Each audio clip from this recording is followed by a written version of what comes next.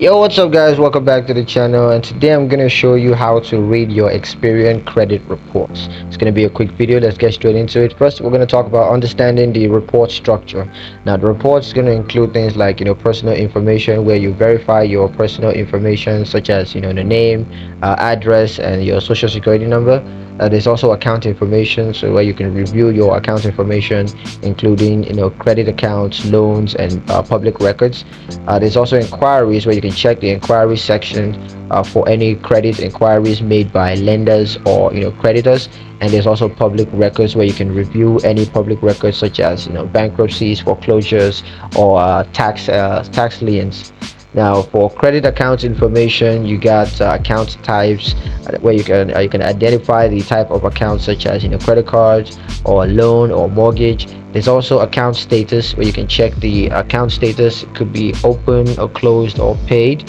There's also payment history, where you can review your payment history, including any late payments or missed payments. There's also credit limits, where you can check the credit limit for each account. And of course, there's the balance, where you can review the current balance for each account. Now, for public records, there are a couple of public records that you can have here. The first, of course, is bankruptcies, where you can check for any bankruptcies. You can check that at the public record under bankruptcies. There's also foreclosure, where you can review any foreclosures or repossessions.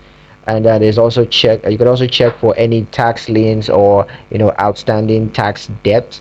And then lastly, you have court judgments, where you can review any court judgments or outstanding debts if you have any. Now, for inquiries, there is hard inquiries, where you can check for any hard inquiries made by lenders or creditors. And there's also soft inquiries, where you can review any soft inquiries made by yourself or other authorized parties. Now, for credit scores, you can check your Experian credit scores, which ranges from 300 to 850. You could also review the factors that affect your credit score, such as payment history, credit utilization, and credit age. Now, when you need to dispute errors, you can dispute errors online through the Experian website.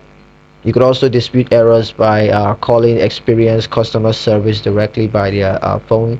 And you could also dispute errors by mail, just by sending a written dispute to Experian.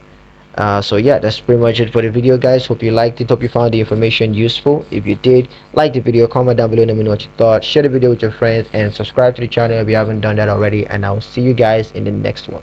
Peace.